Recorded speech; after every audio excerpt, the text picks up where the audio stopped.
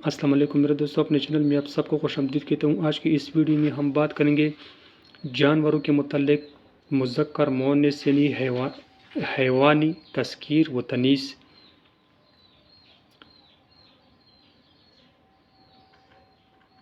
اونٹ، اونٹنی، بیل، گائے، بندر، بندریا، بلا، بلی، بکرا، بکری، بینسا، بینس،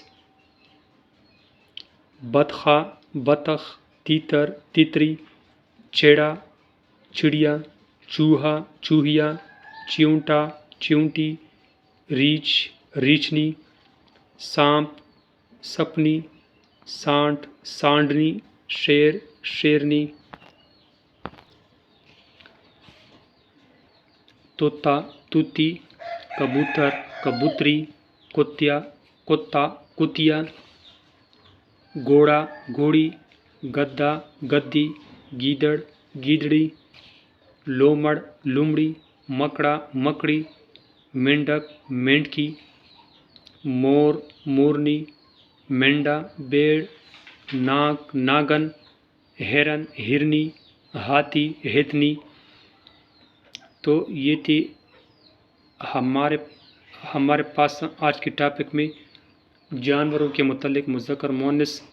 اس کے بعد ہے نوٹ نمبر 1، اللہ تعالیٰ کے سارے نام مذکر ہے، یعنی جتنے بھی اللہ تعالیٰ کے نام ہے یہ سارے نام مذکر ہے۔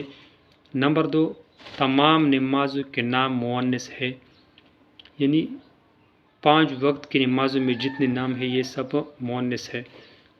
نمبر 3، سوائے چاندی کے تمام دھاتوں اور پتھروں کے نام مذکر ہے، یعنی تمام دھات اور پتھروں کے نام مذکر ہے سوائے چاندی کے، چاندی مؤنث ہے۔ تمام درختوں اور پہاڑوں کے نام مذکر ہے، جتنے بھی درخت ہے اور درختوں کے نام ہے، پہاڑوں کے نام ہے، یہ سب مذکر ہے۔